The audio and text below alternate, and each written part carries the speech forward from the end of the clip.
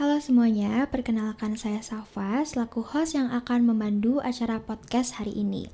Dan saya sedang bersama narasumber saya, selaku korban dari pernikahan dini akibat pergaulan bebas, yaitu Mbak Ye. Oke, mungkin langsung aja kali ya Mbak Ye, kita berbincang-bincang santai aja. Oke, mungkin langsung aja kali ya, boleh nggak sih diceritain kepada saya gitu pengalaman atau hal pertama gitu, experience pertama saat Anda mengetahui hamil di luar nikah ini? Oke, mungkin awalnya seperti orang-orang pada umumnya, saya kaget, sedikit kaget, panik, dan campur aduk rasanya saat saya tahu bahwa saya hamil. Pada saat itu umur saya sekitar 17 tahun, eh, yang dimana pada saat itu laki-laki yang menjadi pelaku dari kasus ini bahkan bukan pacar atau ya kita tanpa status. Jadi benar-benar panik dan cukup stres ya karena harus menghadapi sendiri dan bertanggung jawab besar ke depannya gitu sih.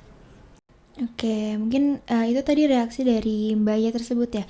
Nah, sekarang saya mungkin pengen tahu gitu, apa sih reaksi dari orang-orang sekitar Mbak Ye, mungkin itu teman-teman Mbak Ye atau bahkan keluarga Mbak Ye atas kehamilan di luar nikah ini? Awalnya saya eh, mendem dan nggak bilang dulu ke siapa-siapa, cuman karena buntu dan pada saat itu juga posisi saya dengan teman-teman saya sedang tidak baik-baik saja, sehingga sulit untuk saya mempercayai orang-orang di sekeliling saya. Orang pertama yang saya hubungi adalah teman. Pada saat itu bahkan saya merasa kita belum terlalu dekat. Saya beritahu, dia nangis, dia nangis. Tapi satu yang selalu saya ingat, dia bilang apapun yang terjadi dia akan mensupport saya dan bagaimanapun keputusan saya dia akan ada di sebelah saya. Hal itu yang bikin pada akhirnya saya berani untuk mengungkapkan kepada orang tua. Kebetulan kedua orang tua saya pun sudah bercerai sejak saya duduk di bangku kelas 3 SD. Saya lupa 3 atau 4 SD. Lalu orang kedua yang saya hubungi adalah ayah saya. Ayah saya orangnya sangat open minded. Dia selalu berpikir faktor atau hal-hal buruk yang akan terjadi dengan dia ataupun orang di sekeliling dia. Sama sekali nggak marah, sama sekali nggak kaget. Dia benar-benar, saya nggak tahu di belakang saya apakah dia nangis, sedih, pasti. Tapi di depan saya dia benar-benar bilang untuk tenang aja, semuanya akan berjalan seperti tidak ada apa-apa, karena pada akhirnya saya akan merasa aman dikelilingi dengan orang-orang yang memang mencintai dan menyayangi saya apapun keadaan saya pada saat itu. Lalu ya ayah saya cuman nanya dengan siapa, terus ditemuilah orangnya, diajak bicara dengan baik-baik dan kekeluargaan gitu sih. Oke, mungkin tadi kan juga sudah bercerita gitu tentang pengalaman Mbak Ye sendiri, keluarga dan teman gitu. Nah, tapi memang kita ketahui gitu ya, pandangan sosial di luar sana itu banyak sekali gitu. Dan rata-rata memang negatif ya akan hal ini gitu. Tapi boleh saya tahu nggak sih bagaimana sih akhirnya Mbak Ye ini memutuskan untuk menikah dengan suami Mbak Ye sekarang? Eh, Pertama, balik lagi karena ayah saya udah ngobrol secara kekeluargaan, pada akhirnya kami dinikahkan tapi sesuai syariat Islam, yang dimana dilahirkan dulu anaknya, baru kita menikah gitu. Cuman ya mungkin selama proses itu, selama kehamilan itu, kita juga tidak bisa menutupi ya, apalagi di Indonesia sendiri tuh tetangga tuh tahu sendiri lah kayak gimana, yang pada akhirnya ya udah saling ngomong mulut ke mulut, dan mungkin beberapa omongan terdengar tapi lebih ke kita nggak usah hirauin, kita nggak mikirin terlalu jauh, karena pada akhirnya yang menjalani semuanya adalah saya, dan balik lagi support dari teman-teman maupun keluarga saya yang besar membuat saya tidak membawa stres, gak kebawa ricuhnya orang-orang ngomongin saya.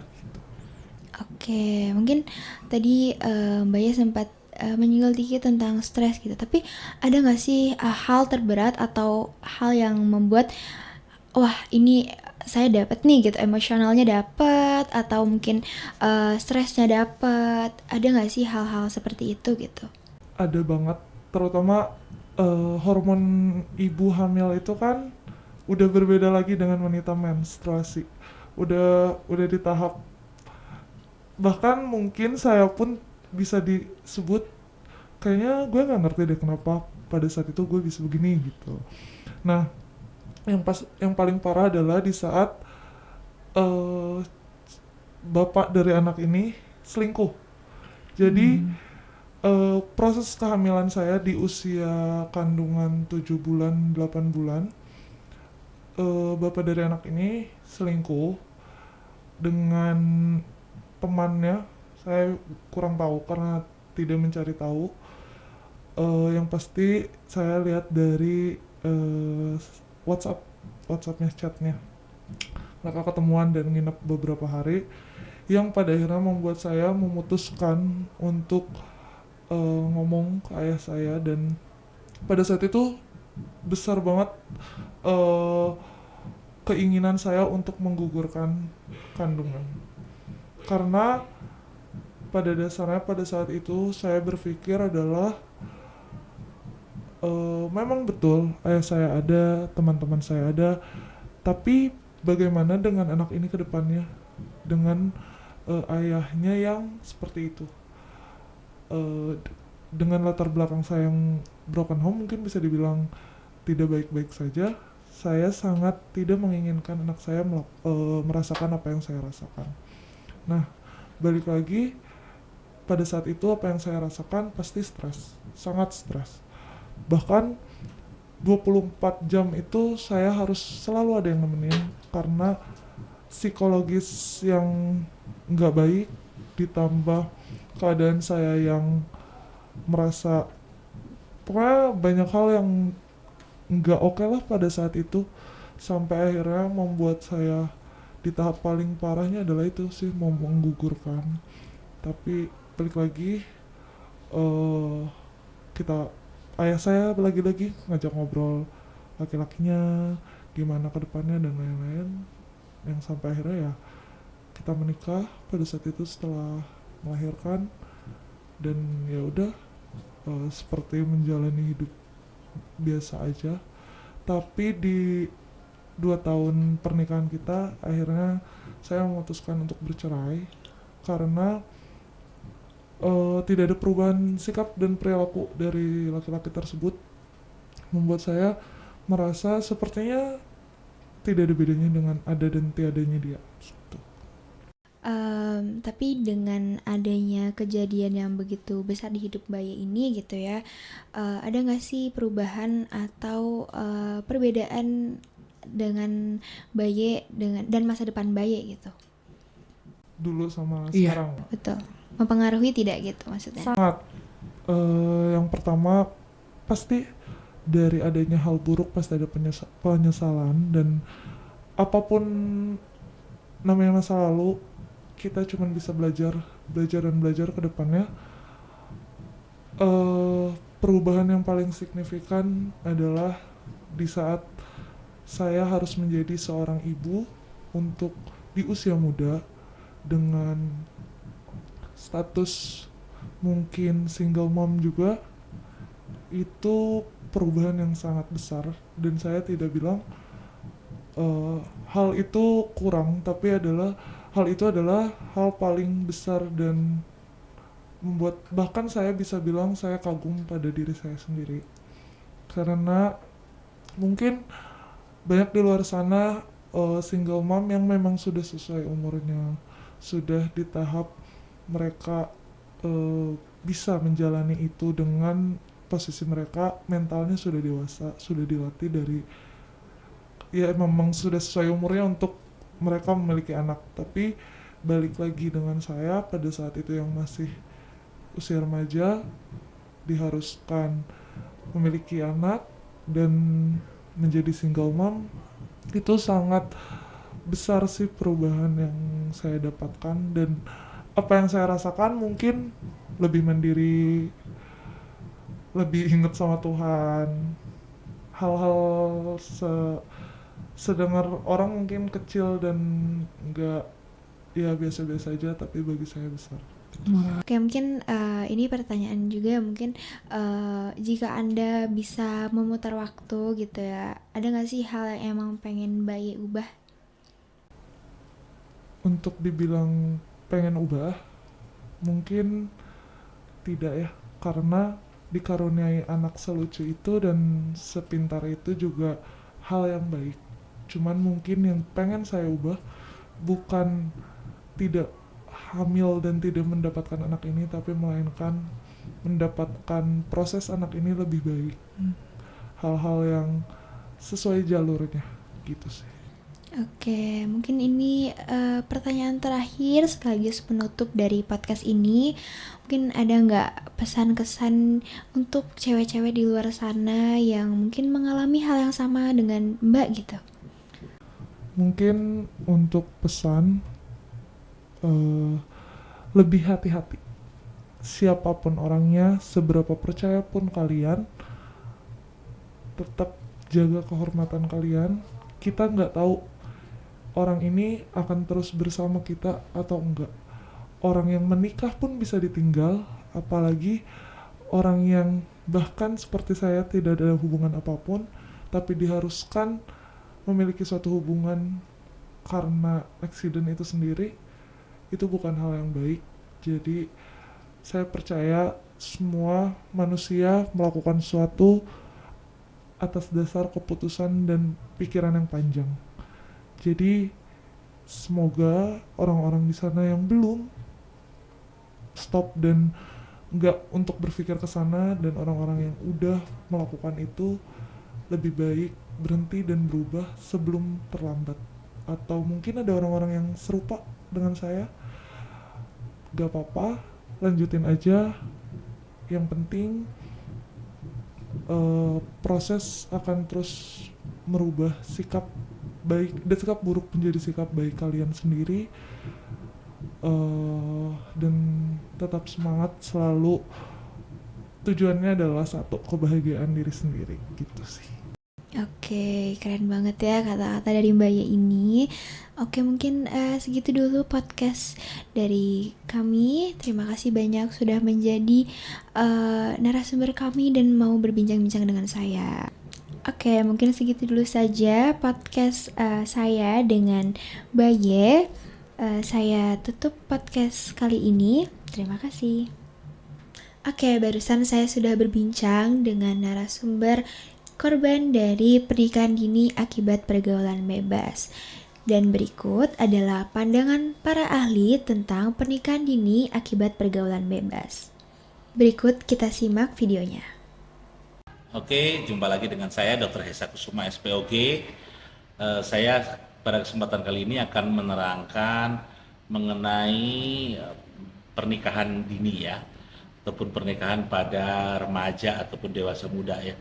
Pernikahan dini memang mempunyai beberapa hal yang beresiko. Yang pertama yaitu tidak siapnya organ-organ reproduksi ibu dalam nanti menghadapi kehamilan, nanti kalau memang dia sudah akan hamil ya.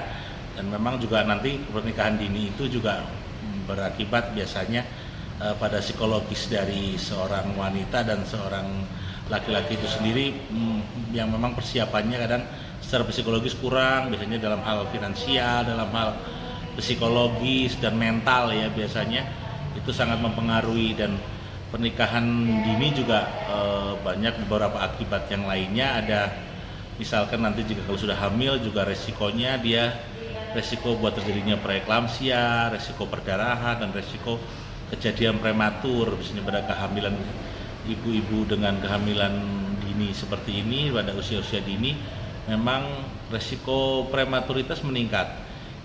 Dengan ibu yang mempunyai riwayat yang nantinya memang akan berisiko terhadap kehamilan, seperti memang tadi pernikahan dini yang ibunya mempunyai riwayat, misalkan dia panggulnya sempit karena memang pada usia dini organ reproduksi dan mungkin tulang panggul ataupun pubisnya dia masih belum siap ya, jadi masih belum sempurna dalam hal ukuran, itu juga bisa berakibat resiko untuk persalinan dengan seksio sesarea karena panggul sempit, ataupun karena cephalopelvic disproportion, ataupun dikatakan disproporsi kepala panggul, karena nanti dia juga resikonya memang dengan panggul yang sempit tersebut ataupun bayi yang cukup besar, sehingga terjadi ketidaksesuaian, akhirnya si ibu sendiri tidak bisa bersalin dengan normal, ataupun misalkan ada kejadian prematur kontraksi, itu pun menjadi resiko buat bayinya untuk lahir prematur. Salah satunya itu, dan memang kita tidak menyarankan untuk adanya pernikahan dini, karena tadi kita ada beberapa faktor yang tadi kita sebutkan di atas, dan juga memang resiko pada kesehatannya juga meningkat 2 kali lipat ya, resiko-resiko akan terjadinya hal-hal yang saya sebutkan di atas. Mungkin itu aja yang bisa saya informasikan. Semoga mudah-mudahan kita dapat terhindar dari kehamilan yang muda ya, ataupun yang terlalu muda ataupun terlalu dini kita menikah. Idealnya kita rencanakan terlebih dahulu usianya, mungkin juga jika perempuan dan wanita dan laki-laki kurang lebih ya sekitar di atas 21 tahun idealnya ya.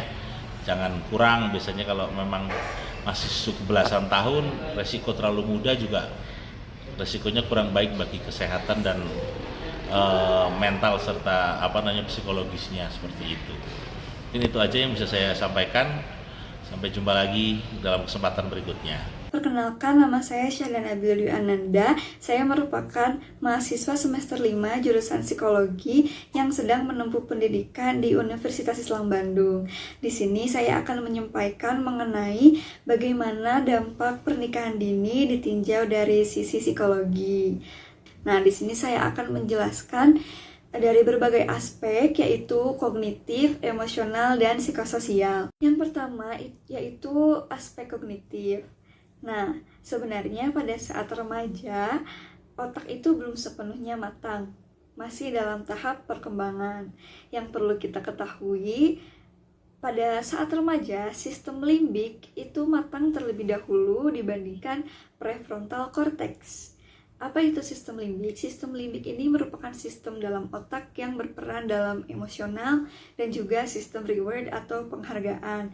Sementara prefrontal cortex itu berperan dalam penalaran, berperan dalam problem solving, berperan dalam keputusan jangka panjang, kontrol diri, seperti itu.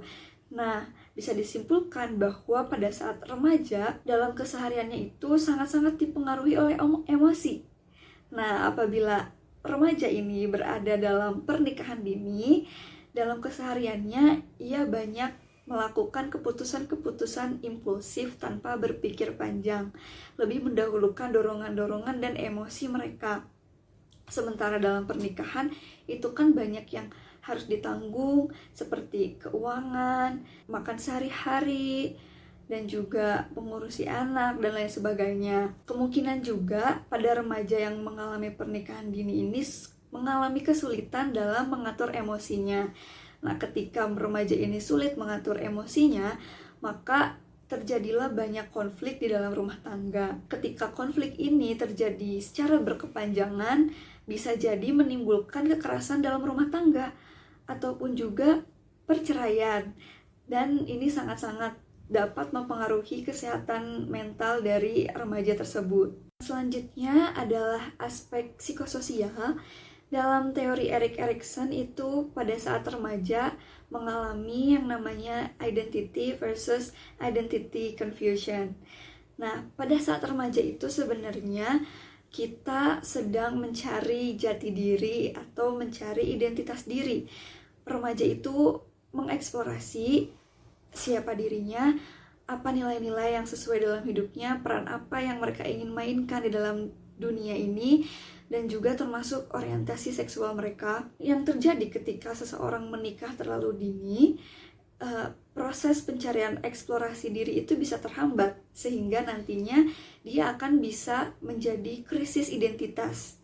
Selain menjadi krisis identitas, dia juga bisa mengalami kepercayaan diri yang menurun atau rendahnya kepercayaan diri.